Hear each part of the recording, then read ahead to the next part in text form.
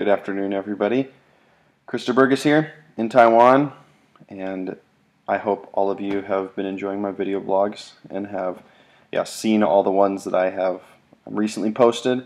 If you haven't, you can go to my blog, which is in the bottom of this video if you're watching on YouTube, or if you're on my blog, all of them are below the one you're currently watching.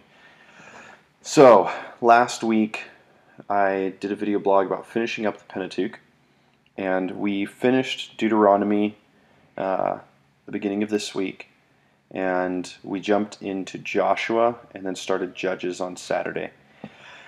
And it has been crazy. Just watching the story of God's faithfulness to this chosen people, and how He has blessed them and just shown Himself sovereign and faithful over and over and over, even in the midst of their complaining and their not choosing of Him. It's a very interesting story as we go through the whole thing. But it has been awesome to watch or to read and see the people of Israel come into the promised land in the book of Joshua. I think more than anything I've learned the faithfulness of the Lord this week, and just how committed to His people He is and how committed to us He is, because of the way He was continually faithful to Israel, that as they obeyed Him, as they followed Him, that He was faithful to do everything that He promised to do. And that's what I've really been learning this week, is as we follow the Lord, as we stay committed to Him, He will be faithful to do everything that He said, and His promises will come about because He is faithful. And it's over and over and over in the book of Joshua that it says that and God did not leave any one of His promises unfulfilled, and He never failed to do any of the things that He said He would do. And seeing that really just left me encouraged and left me filled, knowing that God is going to do what He said He will do, and He is going to continue to lead us towards His promises. And but it also gives us a reminder that as we pursue God, as we know God, that we have to seize the promises as well. That like Israel went into the promised land, they followed the leading of the Lord, but they had to put their action to God's promises, and they had to seize those promises themselves. And it's the same in our life, that if we sit back and expect all of the promises of God to just come to us, that's not going to happen.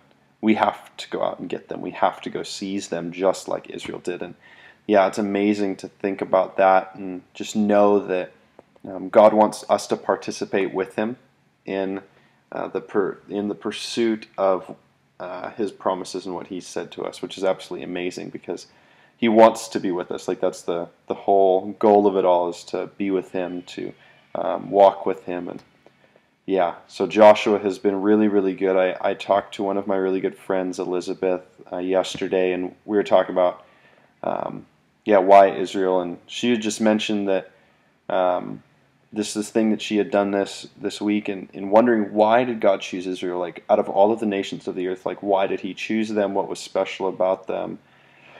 All of these things. She wrote all these questions down, and as she was writing these questions down, she ended it off with this like one verse reference, and it's not pertinent to the story, but then on the second set of questions took her name and put it into all of those questions in place of Israel. And that really blew me away.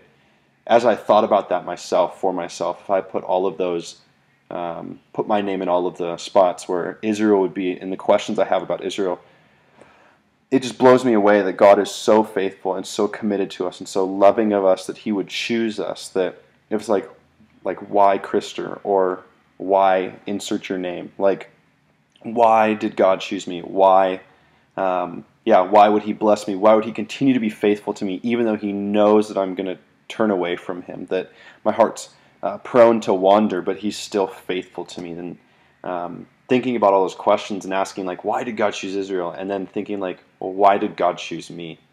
And it's only of His love. Like, to come down to it, it's His love.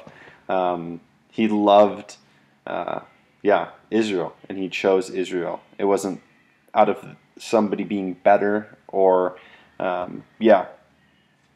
there wasn't anything that they did that they deserved any more the choice of God, as it says in Deuteronomy. He didn't choose them because of their righteousness. He chose them because He loved them. And it's the same thing with us. And so I just encourage you with that. Just rest in that this week, that God shows you because He loves you. And